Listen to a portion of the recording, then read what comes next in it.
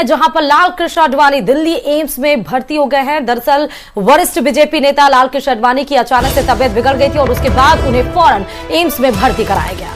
आपको बता दें कि वृद्ध अवस्था से जुड़ी परेशानियों की वजह से उनको भर्ती करा दिया गया है। ये बड़ी जानकारी आपको दे रहे हैं दिल्ली से, जहां पर लाल कृष्ण आडवाणी की तबियत बिगड़ गई, उनको दिल्ली एम्स में भर्ती करा दिया गया है। वरिष्ठ बीजेपी नेता लाल कृष्ण आडवाणी हैं। आपको बता दें कि वृद्ध अवस्था से जुड़ी परेशानियों की वजह से उनको भर्ती करा दिया गया है।